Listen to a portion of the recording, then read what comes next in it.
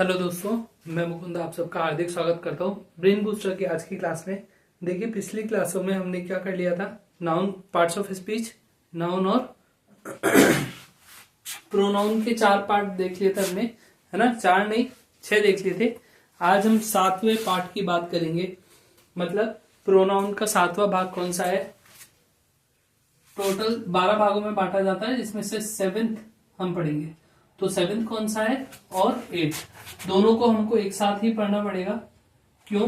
क्योंकि दोनों दिखते एक जैसे हैं, लेकिन दोनों का सेंटेंस में यूज होने के बेस पे दोनों क्या हो जाते हैं, अलग अलग। सेंटेंस में इनका जो उपयोग है उसके बेस पे क्या हो जाता है, अलग अलग, लेकिन दिखने में दोनों क्या होता है, सेम। देखो, 7वें नंबर पे है हमारा एम्फेटिक।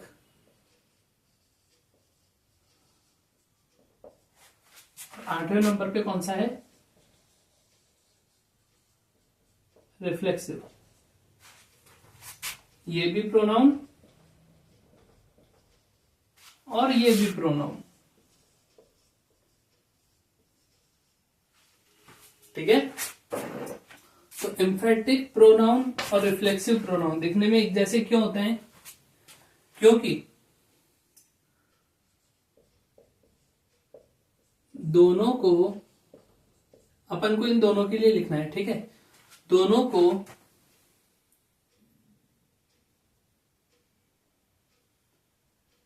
प्रोनाउन में, और ऐसा वैसा प्रोनाउन नहीं, पर्सनल प्रोनाउन में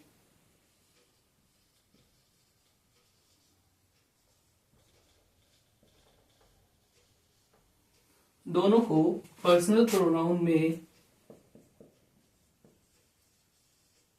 सेल्फ लगाकर, और सेल्फ भी कैसे लगाना है, जो हमारा पर्सनल प्रोनाउन है, पर्सनल प्रोनाउन में के एंड में, पर्सनल प्रोनाउन के एंड में क्या लगाना है हमको, सेल्फ या फिर सेल्व्स। SELVES, सेल्व्स या फिर SELF, सेल्फ। सेल्फ किसके लिए यूज होता है? सेल्फ यूज होता है कि एंड में सेल्फ या सेल्व्स लगाकर बनाया जाता है। देखो, आज की क्लास हम देख रहे हैं। आज की क्लास देखने से पहले यहां तक हम कैसे पहुंचे 7th और 8th पे, बाकी के 6 कहां गए, वो हमारी पिछली क्लासों में, ठीक है। हमने पार्ट्स ऑफ स्पीच को भी पढ़ा है, उसके बाद हमने नाउन को अच्छे से पढ़ा है, उसके बाद प्रोनाउन के सारे पार्ट देखे हैं, 6 पार्ट तक देखे हमने। 7वां और 8वां आज पढ़ रहे हैं, ठीक है। और उसके बाद हम 9वां भी देखेंगे, और हो सकेगा तो 10वां भी, ठीक है। तो पर्सनल प्रोनाउन के एंड में सेल्फ या सेल्फ लगाकर बनाया जाता है। जैसे एग्जांपल के तौर पे माई सेल्फ,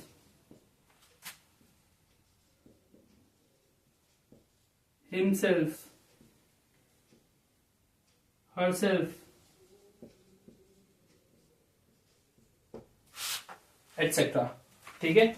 इस तरह से। और ये तो सेल्फ हो गया। सेल्फ कैसे लगता है? और self, ourselves, them selves.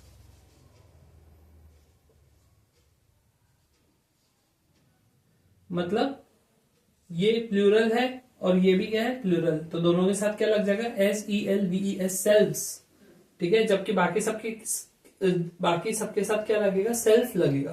क्या लगेगा, सेल्फ, ठीक है। जैसे my self, himself, her self, your self, their self, है ना।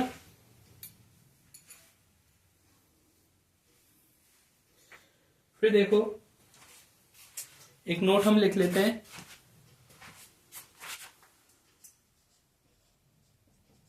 और ये केवल एक के लिए नहीं है, दोनों के लिए। रिफ्लेक्सिव प्रोनाउन भी यही होता है और एम्फेटिक प्रोनाउन भी ये होता है। तो नोट लगा के लिखो,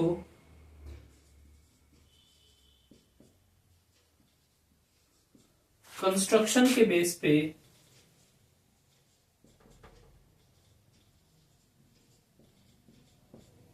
कंस्ट्रक्शन के आधार पर या निर्माण के आधार पर ये दोनों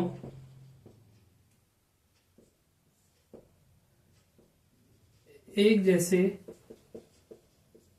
होते हैं।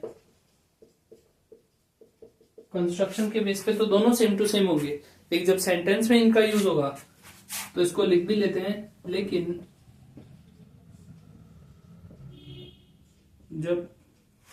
लेकिन सेंटेंस के आधार पर नहीं, लेकिन सेंटेंस में इनके यूसेज के आधार पर, यूसेज मतलब उपयोग,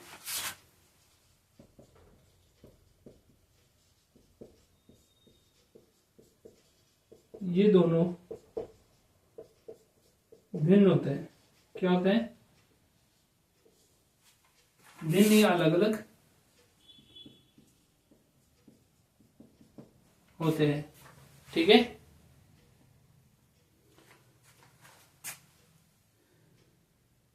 जैसे एग्जाम्पल के तौर पे हम इसको एग्जाम्पल के बेस पे ही समझेंगे कि एक दूसरे से अलग अलग कैसे है। ठीक है,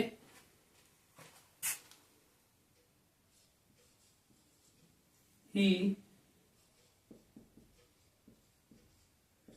himself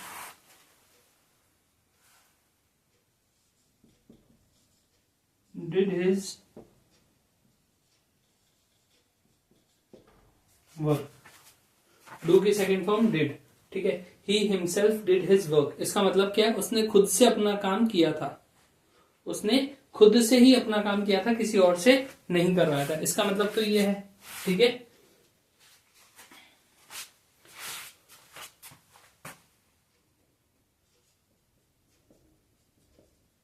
और एक और एग्जांपल देखो, एक और एग्जांपल देखते हैं हम।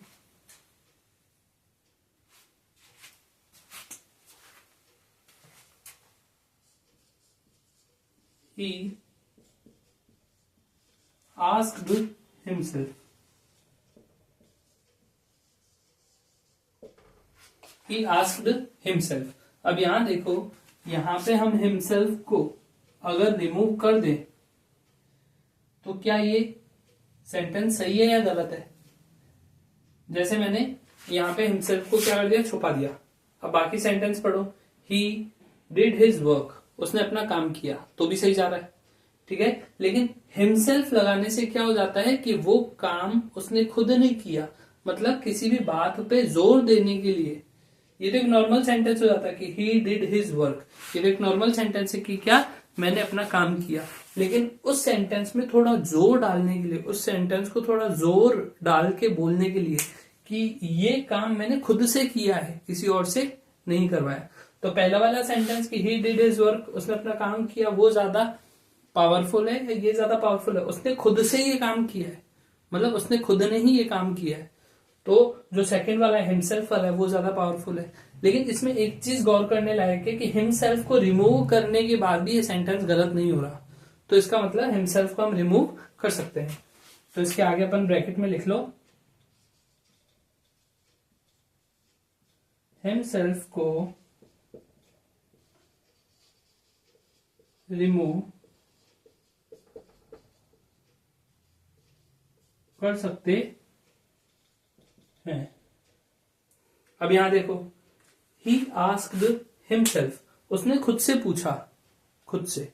ठीक है, उसने, कई बार हम ऐसा सोचते हैं, खुद से ही क्वेश्चन करने लग जाते हैं, तो ही आस्क्ड हिमसेल्फ। अब यहां पे अगर हिमसेल्फ हटा दिया जाए तो यहां पे केवल क्या आ जाए? ही आस्क्ड, उसने पूछा।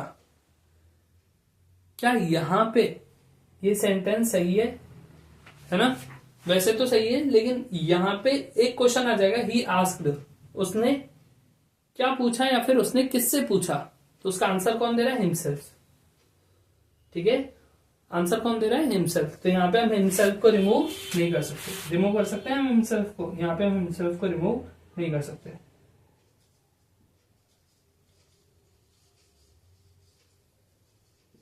हिमसेल्फ को रिमूव नहीं कर सकते। तो एक चीज देखो, जब हम हिमसेल्फ को रिमूव कर सकते हैं तो वो तो वहां पे क्या हो जाता है, एम्फेटिक प्रोनाउन। क्या कहा जाता है इसको,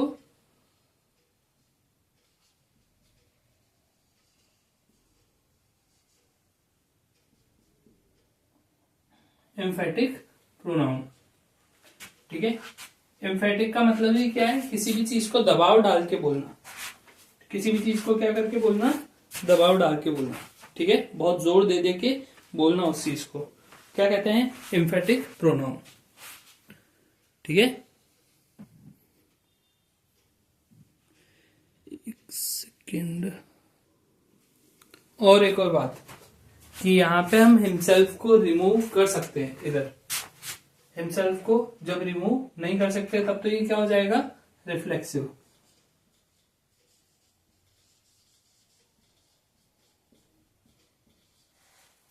रिफ्लेक्सिव प्रोनाउन।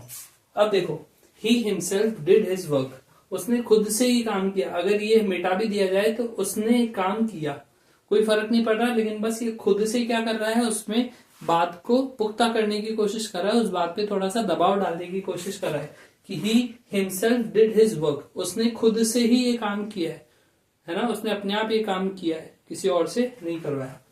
दूसरा देखो, ही आस्क्ड हिमसेल्फ, उसने खुद से क्वेश्चन पूछा, मतलब स्वयं से, अपने आप से। ठीक है, ही आस्क्ड हिमसेल्फ, उसने खुद से पूछा।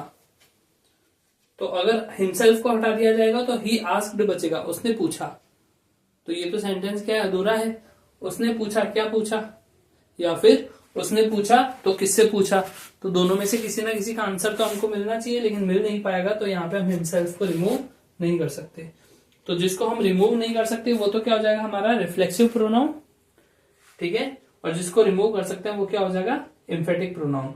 दूसरी बात, एक चीज और, एम्फेटिक किससे बना है, एम्फोसाइज से बना है। किससे बना है, एम्फोसाइज। जब भी हम कोई बात को एम्फोसाइज करके बोलने की कोशिश करते हैं तो वहां पे कौन काम आता है, हमारा एम्फेटिक प्रोनाउन।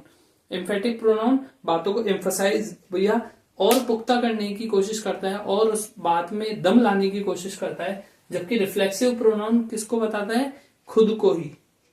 ठीक है, मतलब यहाँ पे प्रोनाउन और यहाँ पे वो क्या कर देगा, खुद को रिफ्लेक्स कर देगा। ठीक है, रिफ्लेक्शन मतलब परछाई। ठीक है, फिर आगे देखते हैं हम, एम्फेटिक और रिफ्लेक्सिव प्रोनाउन आपको समझ में आया होगा।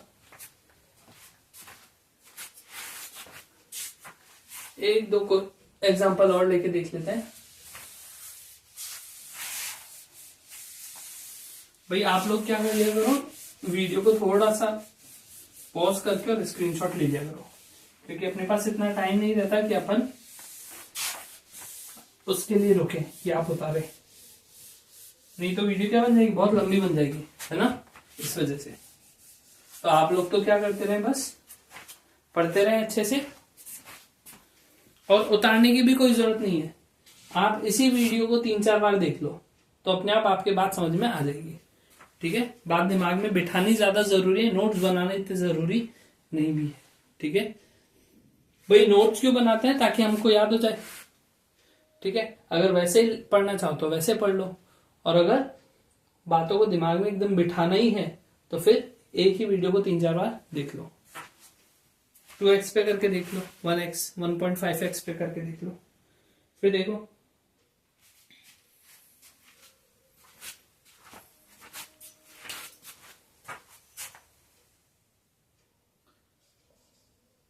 एक और एग्जांपल देखते हैं हम। He himself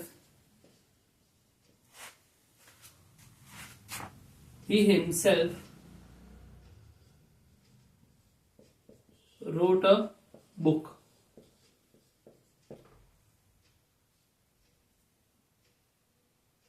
इसका मतलब क्या है, उसने खुद ने किताब लिखी थी, उसने खुद ने किताब लिखी थी। और यहां पे देखो,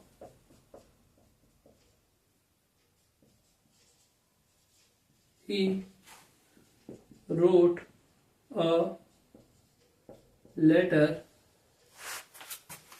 to हिमसेल्फ। यहाँ पे देखो, यहाँ पे भी हिमसेल्फ आया है और यहाँ पे भी हिमसेल्फ आया है। क्या आप इसको रिमूव कर सकते हो? बिल्कुल कर सकते हैं। अगर अपन ने इसको रिमूव कर भी दिया तो ये क्या बन जाएगा? Emphatic pronoun. Emphatic pronoun. यहाँ पे देखो, he himself wrote a book. अगर हिमसेल्फ को हटा भी दिया जाए तो ही रोट अ बुक तो भी सही बन रहा है। सीधा सा पूछ लेंगे बुक किसने लिखी? ही ने। लेकिन ही हिमसेल्फ रोट अ बुक, उसने खुद से बुक लिखी है।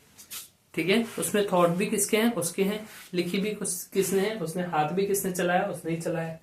ठीक है, यहाँ पे देखो, he wrote a letter to himself. इसको रिमूव कर सकते हो, इसको रिमूव ही नहीं कर सकते, तो ये हमारा क्या बन गया? रिफ्लेक्सिव।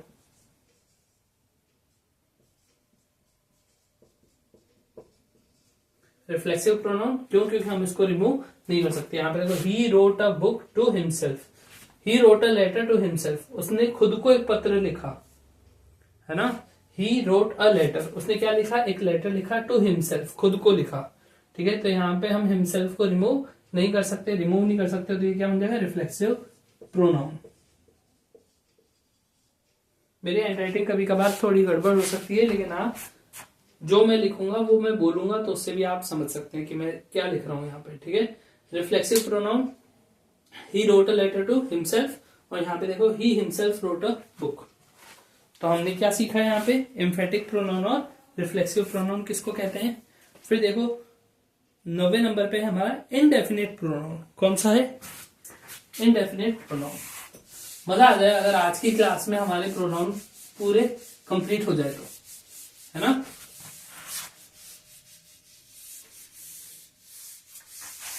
खैर, अगर क्लास को लंबा लेके जाऊं तो उसमें फायदा मेरा है। क्यों? क्योंकि और ज्यादा क्लासेस सेम टॉपिक पे बन जाएगी, लेकिन मैं ऐसा नहीं सोचता हूँ।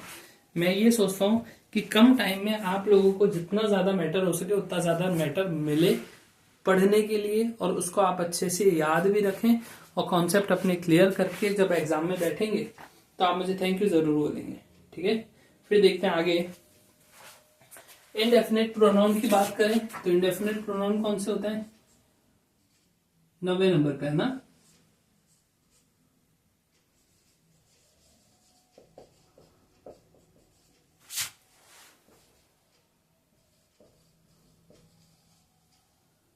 इनडेफिनेट प्रोनाउन मतलब अनिश्चित सर्वनाम।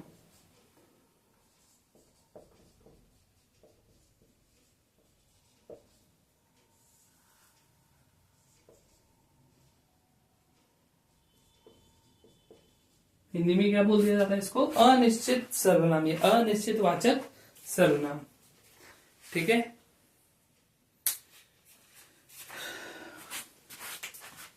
तो इसकी डेफिनेशन क्या है? इसकी डेफिनेशन है वो प्रोनाउन जो किसी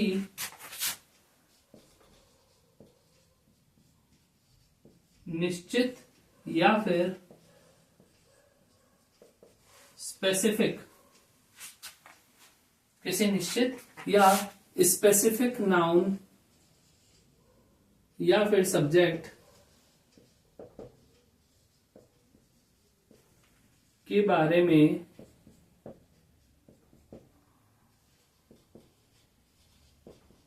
जानकारी न दे पाए, वो क्या होता है? हमारा इनडेफिनेट प्रोनाउन होता है। अनिश्चयवाचक क्या होता है? सर्वनाम होता है। वो प्रोनाउन जो किसी निश्चित या स्पेसिफिक नाउन या सब्जेक्ट के बारे में जानकारी न दे पाए। ठीक है, इसके एग्जाम्पल कौन कौन से होते हैं? तो इसके एग्जाम्पल होते हैं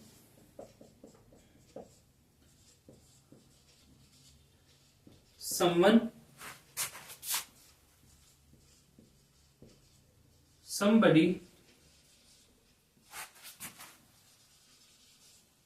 anyone। थोड़े बड़े अक्षर इसलिए लिखा हूं ताकि आपको वीडियो में क्लियर क्लियर दिखाई दे। ठीक है, anyone,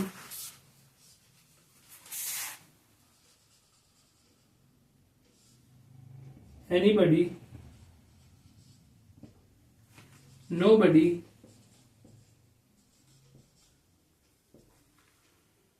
ठीक है।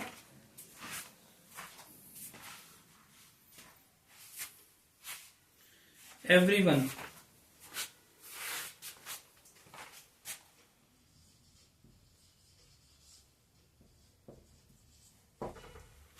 ठीक है। तो ये इसके एग्जाम्पल होते हैं। क्या क्या होता है example? Someone, somebody, anyone, anybody, nobody, everyone, ठीक है। ये इसके क्या होते हैं? एग्जाम्पल होते हैं। फिर देखें, एक नोट लिख लो।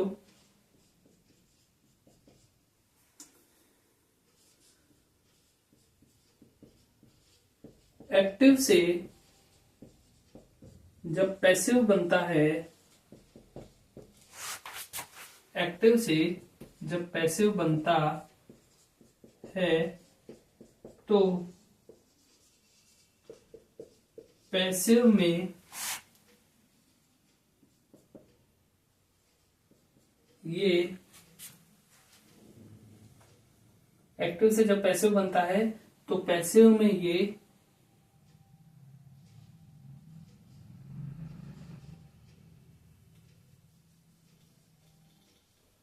अंडरस्टूड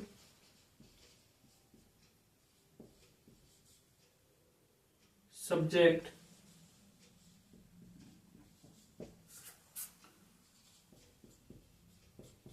होने की वजह से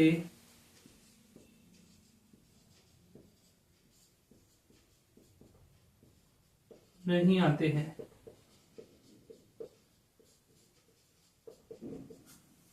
ठीक है।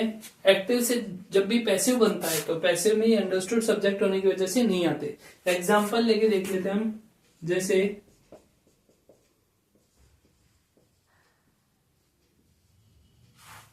समवन